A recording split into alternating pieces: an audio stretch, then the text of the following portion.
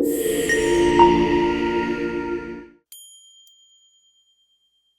welcome to another The Perfect Franchise podcast. My name is Kris Simonich, and I'm here with my partner, Andrea Floyd. And today we have founder and president of Conserva, Russ Jundt. Russ, thanks for joining the podcast. I appreciate that, Kris. It's awesome to join both you and Andrea. And you guys have a great organization, an awesome podcast. So just any opportunity to participate and have great conversation, I welcome, and it's awesome. So thank you for the opportunity. Thank you. Oh, I like having him on already, Kris. He said we're doing good. Awesome. Compliments will get you everywhere, Russ. I know, right? Sure. That's great. So, Russ, let's start out at the basics. Tell us exactly what Conserva does and what are the services that you offer? Well, Conserva Irrigation was the first franchise company founded solely on the principles of water conservation. So anything and everything to do with irrigation systems, sprinkler systems, right, for exterior use for your lawn and landscape. We're all about efficiency, hence the name Conserva, all about conservation, right?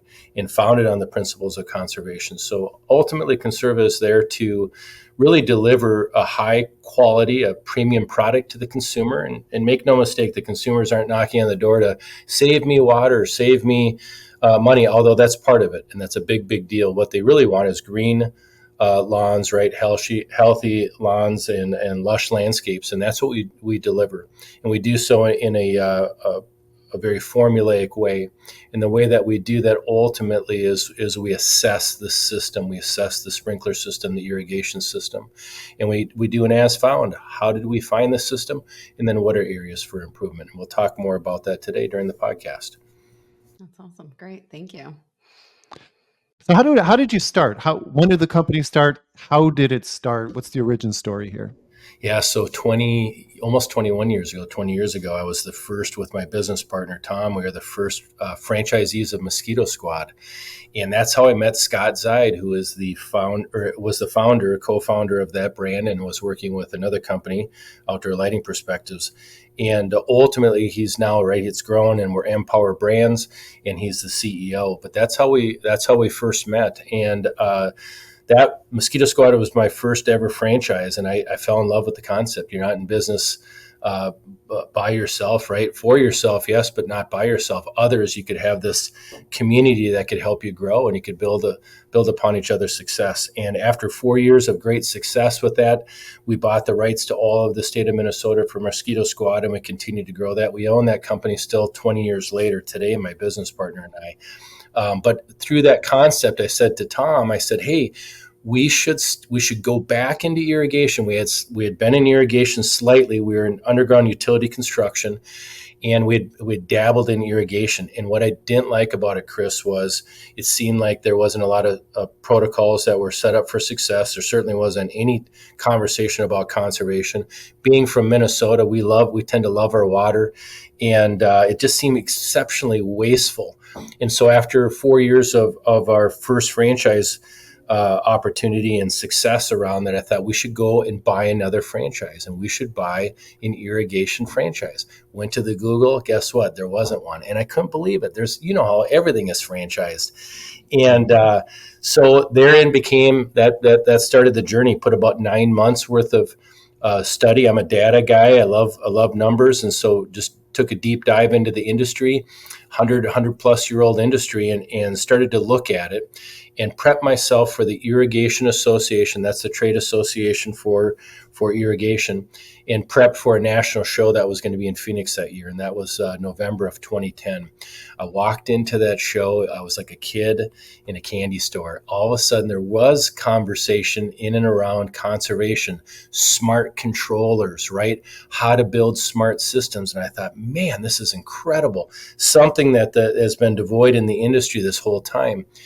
And so founded the company a month later, December of 2010, opened up the first shop in August of 2011 in Minneapolis, Minnesota, the north side little town called Ham Lake. And I'll tell you what, and we have a very short season in Minnesota. All 4 days of summer are fantastic, and sometimes they fall on a weekend. So I thought, this is a way to build a water conservation company in the land of 10,000 lakes, and to do it in one of the shortest seasons across the nation. Man, this is going to be an uphill battle. had a one-page static website and a bunch of yard signs.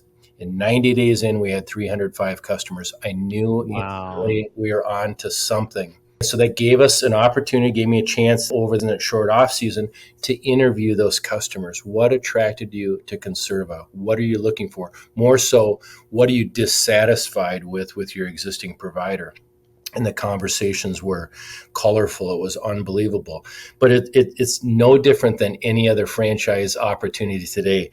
Pick up the phone, show up on time, deliver what you say you're going to deliver, and do so in a way that's affordable to me. And then we built upon that.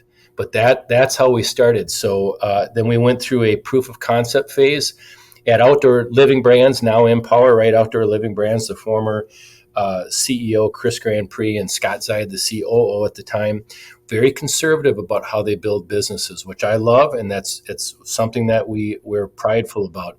Don't build a brand. Don't build a business on the backs of others, and certainly not on their wallets. How do we build it internally? So I took it upon myself and started building it. They were consultants over time, over a few years. Then they invested partially into the business. And when we started to see the unit economic levels to be exceptionally favorable at the franchise owner level, that's when we got real serious in putting it on. But every year, Andrea, I'd go to Kris Grand Prix, I'd say, I think we're ready. He's like, no, you need to. Right? You've proven it that you can do it. Now can others. Opened up 8 additional shops across the U.S., different regions, all the way across to the East Coast, down into Florida. They were far more successful than I. So it showed us another thing, that the model could work and that there was a need. And after, by December of 2016, we had enough proof, right, of concept. And June of 2017, we franchised the business. Just 7 short years later, 75, 76 locations, right at about 50 million in sales on an annual basis. And we're just getting started, right? We're just getting started. So it's been a awesome journey, and I'm more so excited to see where the brand's headed. Yeah. And Andrea, do you mind if I jump in real quick? Go for it. I don't want to lose this thread. I want to go back to when you said after 90 days, 300 customers, and you said you talked to them and found out why they were attracted to it. Why were they attracted to it? Was it the conservation? Was it the money they were saving? What was drawing so many customers so quickly? What was a great question. Really what it was first off, they were dissatisfied. So they're looking for change, right? And that they felt that their needs were not being met elsewhere in the industry. And the industry, like many industries, takes for granted the consumers that, hey, big deal. We don't have to do anything special. The fact that we set up protocols for not only what or how we arrive, but when we arrive, on time, what we do, but we say what we do. What we found out is we created something called an SES, a System Efficiency Score. And as found, how did we find the condition of your system? And then more importantly, so we justified our existence, that we had we've done our research, we have protocols in place that are the best EPA standards for water conservation relative to external use of water, also the best irrigation association, best practice management practices, right, and all around water conservation. So we showed them, here's where you're at. Here's what we quantified it. Here's how many things that are broken, misaligned, or missing, and then we monetized it. So what does it cost then to improve your system? And we did it in a formulaic way, Kris, so that they could make a decision relative to budget and relative to what the outcome would be. And we gamified it by assigning points to it, right? The higher the points, the closer you're at 100% efficiency. And we took those different points, and I'll tell you what, that resonated with the consumers. They want to do what's right, but they also want to learn how to get that green lawn and healthy lawn and landscape at a way that is affordable to them. And nobody had ever communicated a message to them. So our industry is still today, and was at that point, exceptionally devoid of any sophistication or any levels of sophistication where they could speak to a consumer about very, very important topics. And for them, that's what attracted them to the brand. That's great. And while you're kind of hitting on that, I think, Russ, there was a debate in my local neighborhood just this week. It's been raining here in Florida up in Jacksonville area for about a week and a half now, and it's going to continue another week. I mean, raining cats and dogs. And so, everyone's complaining they're seeing in our neighborhood all these sprinklers going off. And they're like, why are they even watering? Why are these going off? And so one of the things that came up, I mentioned that we were doing this podcast. I said to them, hey, maybe we need to look into a smart irrigation system that reduces water consumption. And they said, it's going to be too costly to switch out this entire system for this large neighborhood. Can you hit on that? Is that something you do? Do you go in and change out the whole system? Is that what's required? And then what's the return on that? Yeah, great question. And again, the same. I'm just south of you in kind of the Port Charlotte, Englewood area, right? Sarasota's got 48 inches of rain this summer, normally about 22 inches. It's crazy how much rain y'all are getting right in north of that. I'll tell you what, so we developed on the commercial side of things, like that SES, that system efficiency score on the residential level. We came up with a proprietary algorithm, and we built out what's called a commercial site assessment. I built this in 2012 initially, and we now have enhanced it over the last 12 years. And it's phenomenal. It's a one of a kind. The industry itself does not have this protocol. In fact, we won a major, really kind of sort of a lifetime achievement award in 2018, just 1 year into franchising, through the Irrigation Association relative to that exact thing, that problem that you pointed out. And we're in the solutions part of things, right? So we identify, we discuss, and we solve those issues. And the way we solved it is, again, an as found at the commercial level is a commercial site assessment. What we did is we partnered with our manufacturing partners, the Toro company, right? And Toro, world renowned, right? Everybody knows the Toro company. And we looked at data, and I mentioned earlier on being a data nerd, and I love data. We found, they've resourced, and they have a source where we can look at, for every latitude and longitude across the U.S. and Canada, we can find out all the weather data, anything and everything we need to know about weather for every latitude and longitude. Your exact community, we would know what they call evapotranspiration data. How much evapotranspiration, or ET, is how water leaves the earth. You've got rain coming to the earth like crazy right now. ET is how it moves away from there. It's the opposite, right? It evaporates or it transpires from plant material. Irrigation is replacing that water. That's what we do to the plant water needs. We created this algorithm that ultimately says this: your community, now water is public data, by the way. Electric, gas, all that stuff is private. Water is public data. We can pull the data from the usage for your community, and we know exactly how many gallons on average they're using, let's say the last 60 months, the last 5 years. We can put that against our algorithm with that ET data put in for that exact latitude, longitude, and the plant water requirements of that exact specific area, that neighborhood. And we can look at that and say, okay, on average, your community, let's say it's a larger HOA or condo association, and they're utilizing, let's say, 18 million gallons per season, while the algorithm may show the need for only, let's say, 9 million. Okay, so the delta of 9 million, they're overwatering 2x. That's not abnormal. Usually it's 2 to 2.5 times the water that they're utilizing. So then what we end up doing, so that's kind of sort of the as found, and then we associate that with the exact tiered water rates. The more you use, the more you pay. And so we can look at that and say, hey, listen, if we got you within 75% of what your needs would be, right? It got you 75% application efficiency, that would be better. And in doing so, we can monetize that on how much money you'd save, and therefore the return on investment or of investment for that. So that's a big deal. So that return on investment, is that something that we're looking at for 10 years? We'll see the return, because that's what I could picture happening, and what would be said here. Yeah. Like, oh, by 10 commercial years, the same people live here. Yeah. Commercial buildings, typically commercial buildings look for 8 years or less in return of investment. We're talking 18 months on average for our project. 18 months, usually about a season to season and a half. It's significant.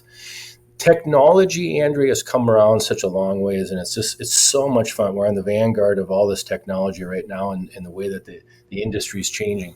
But I mentioned that 40 years worth of weather data. If we can take a smart controller and we can properly optimize, I'm not talking about just going and buying something off the shelf, plugging in, and wishing and hoping. I'm talking about properly programming, optimizing, and then also retrofitting anything that's broken and or upgrading where needed, proper head-to-head coverage, all the different things we do. But we can look back 40 years worth of weather data on September 10th, right, over on average in your exact community, this is how much water we should be using based on historical data. Now we know it's not weather normal, right? It's raining a whole lot more than that. Then we are connected to the internet, and we're pinging in and around 5 to 7 different weather stations.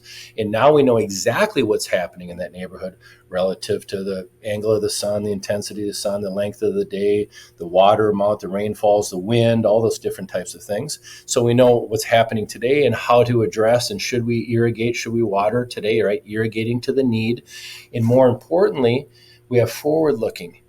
So predictive capabilities. So let's just say it isn't raining that much, but we're supposed to water tonight at midnight or 2 a.m. But we know that in the next 48 hours, there's a significant chance, let's say 80 or 85% chance of a meaningful event, meaning a quarter inch or more of rainfall. Why would we water today that costs money and waste very, very precious water when we're getting free water within 2 days?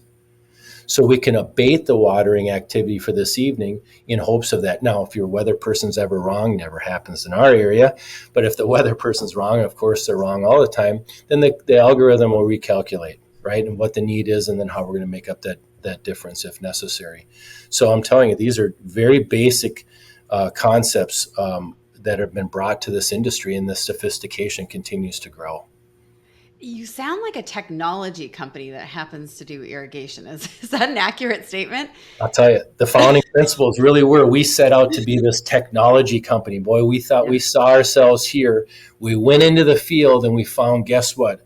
Broken heads, lateral line leaks, missing nozzles or broken nozzles, missing rain sensors, all the simple stuff. And we thought, oh my gosh, we're in the underground utility construction. We're digging in the dirt. We're going into irrigation. We're going to be all these smart technology people. Guess what we're doing? We're digging in the dirt. But that's okay.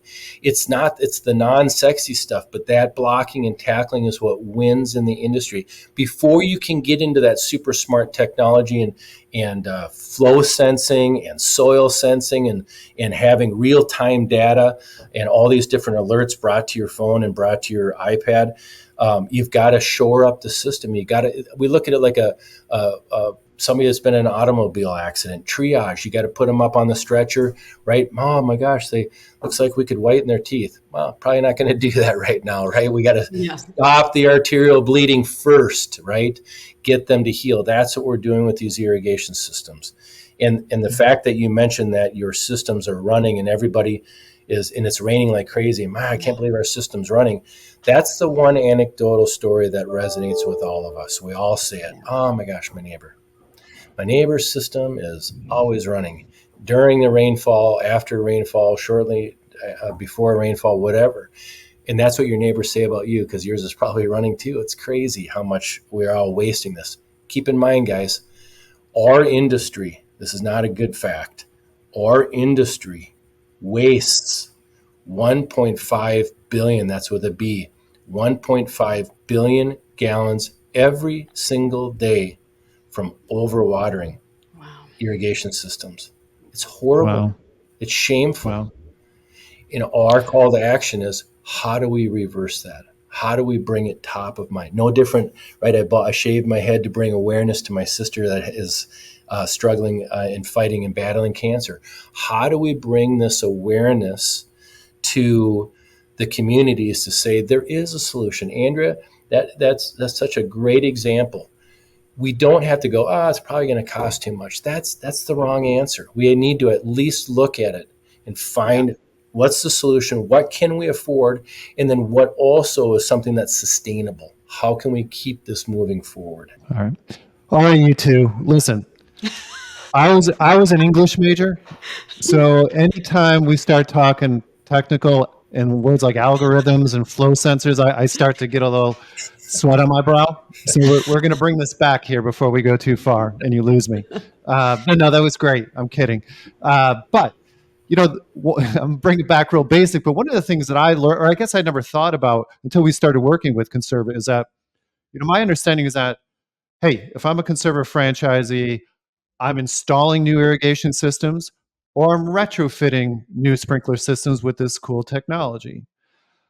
But there's an opportunity to really capitalize on a long-term relationship with the customer on an ongoing basis that I never thought of. Can you talk about that, Russ? Yeah, 100%. Great point. So again, kind of sort of outlining it, looking at it. The first thing we do is we assess what is triage. What do we need to assess? What do we need to fix to get the system to where it was intended to be, number one.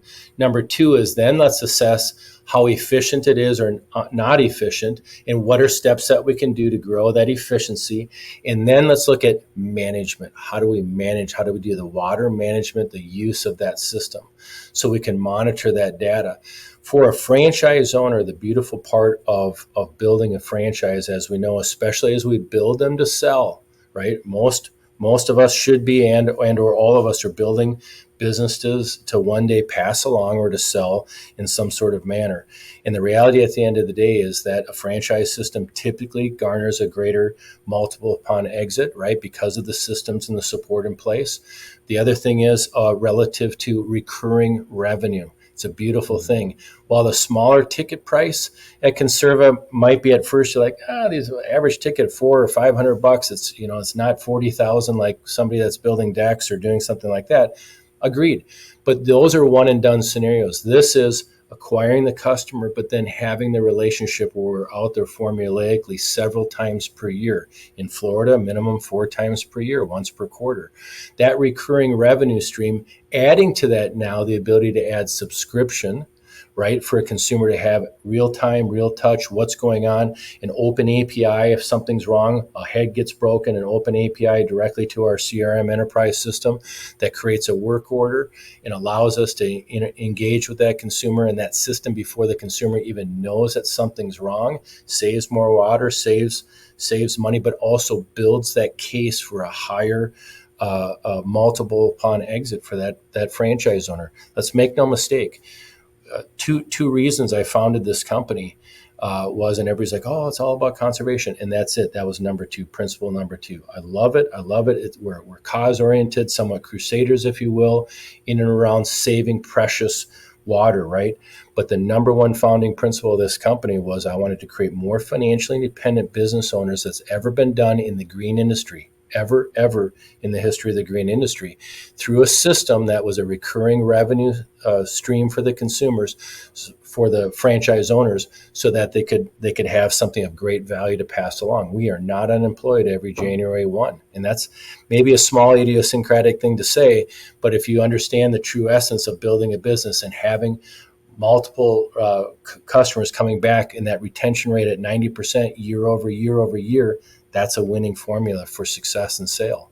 So Russ, talk a little bit about the franchise owner. What's sort of their day-to-day, and is it something where they could work the business more semi-absentee and hire someone to sort of run that where they're sort of higher level? Talk to us a little bit. Yeah, absolutely. First off, I think we have to understand any business system, right? What level of semi-absentee, and then what's your risk tolerance of that? We certainly wouldn't say I'll use the big one, right? McDonald's. I'm going to buy this franchise, this McDonald's. I'm going to be semi-absentee, and I'm going to have an average hamburger line worker run it for me. Nobody would do that. It's no different here. If you want to run something semi-absentee, good on you. I think that's a fantastic plan. Got to have the proper staff in place, the proper GM, somebody you trust, maybe somebody with skin in the game. That's my recommendation. And then we work in and around and with that franchise owner and that GM on a daily basis, weekly basis, monthly basis. So we engage that way. So yes, absolutely, my recommendation. That's a great way to build this business, but you've got to have the right person in the day-to-day, in the weeds. In addition to that, something I affectionately say is we can't have the nuts running the asylum, right? You got to kind of sort of know the business. Become a student of the industry yourself. Even though you're semi-absentee, that's not an excuse to say, I'm going to cut a check. That's a silent investor. Semi-absentee ownership's the key, is taking ownership of that ownership, right? Jumping in and all in and understanding that industry, so you can have and you can articulate the right questions, and you can also guide that staff towards winning in that model. Yeah, it's so important. We talk about that all the time with our clients that come in and say, I want something passive. There's no such thing. Like you're saying, silent investor. You have to be in it, you have to learn it, and then you can start to dial back, but you have to have the right people in place to really build up the business. It's really important. No doubt. Yeah. Russ, before we run out of time, you got a bunch of customers 90 days into your very first business with, I think you said, a static website and yard signs. Real quick, how do franchisees get business now? What's being done for them? What do they have to do? If you can just hit the quick and dirty on that. I'll tell you, there's a great thing, right? As far as COVID happened, right? And the phones are ringing like crazy. And we're all into this world of, man, I don't have to do anything. The phone just rings, and I don't have to be even all that professional or even on time, or I don't really have to do a whole lot because there's so much work out there. Now business, that pendulum came back the other way pre-COVID. And amen. So I'm so thankful that it did, because we have to earn our customers. And we'll talk about quickly how to earn it, but as we earn them, we've got to do what's right by them. And we have to have systems in place, right? And we have to understand our KPI dashboards, that how did we get the lead, right? And then did we take that lead and turn it into an appointment into a proposal, and an accepted proposal? What was the average ticket for that? And then what's the recurring revenue from that? And how do we move forward and onward, upward? And then did we get the referral? And did we get the right 5-star Google review or Facebook review? And how do we do that? But the reality is we've got to work for it. I love the healthy blend of shoe leather, getting out there, meeting and greeting, doing anything and everything to promote your business. This is not a secret company, right? This is not, I'm a secret agent, right? Wrong way. We're loud and proud, right? With Conserva there. And it's in and around vehicles. Park those vehicles in Home Depots and Lowe's, put them on the corners, put the yard signs out, do all the shoe leather stuff. Door hangers. We used to kind of kid about this. Have fun in your marketing. We used to, hey, I'm doing a Save My Starving Children campaign. Oh my gosh, I didn't know you're involved with that organization. No, this is my own. My kids are starving. I need you to do some business with us. This is what we're doing. And people, like Kris, they'd laugh, and then they'd remember you. And that was what was awesome. So how could you get that next referral? And we always had fun with customers. Oh, Andrea, I'd say, oh my gosh, it's so good. How's my favorite customer? And Andrea would be like, oh, I'm doing great. Oh, you thought I meant you. I was talking about Julie down the road. She gives me referrals. Oh, that's dirty, Russ. No, that's just the way it was. We'd sit there and we'd force these awesome, fun exchanges with consumers. But you've got digital, of course, inbound. You got to be clever with it. You got to be careful with it, because Google LSAs and Google AdWords are being run up in the score. You got to make for sure you're on that stuff, have the right team in place. And that's the whole idea of the franchise, is you have a team beyond you to do that. But I'm telling you, at the end of the day, you've got to press the flesh. You cannot sit there and stare at a phone and wait for that thing to ring. Go make it ring. Go press the flesh. Ask for the business. Shake some hands. Knock on some doors. It's okay. Go out there and be proud of what you're doing. Yeah. No, that's excellent. great. Love it. So I think we're going to wrap up here, but before we do that, Russ, we like to ask, our guests 2 rapid fire questions. And these are not specific to Conserva. This is just specific to somebody becoming a franchisee. So what is one thing you would tell somebody contemplating becoming a franchisee? Do your due diligence. Make for sure that you love the concept. It may be something foreign to you and that you never looked into, but it might change your life no matter what it is. So you got to absolutely love it. And a quick shortened version of that. I went to school, St. John's University, small Minnesota, to become a doctor, right? Pre-med. And once you go through that 2 years of planning, that you meet with the pre-med folks before you take your MCATs, and they say, the medical folks, right, the schools, and they say, take a short course on something that you haven't been studying, right? And I took an entrepreneurship class, and I was like, mind blown, and my life changed. That's the same thing here. Don't just look down things that are, hey, this is what everybody says I should be doing. Have an open mind, take a look at it, but what do you love? What interests you? And what do you see that you can build scale with? Yeah. Oh man, if they had given me that class in pharmacy school, I wouldn't have done 6 years for my doctorate. Man, I had known. All right. One other question. What's one thing you would tell a new franchisee in their first year of business? Man, I'll tell you what, you get a seat at the table, and that's awesome. But before you get a seat at the table, you got to run the playbook. You got to run the play. Why try to reinvent the wheel?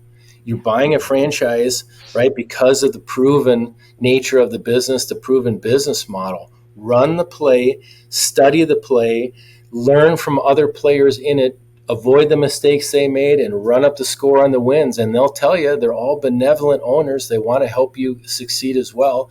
And then in turn, be that same benevolent owner for the new ones coming on board.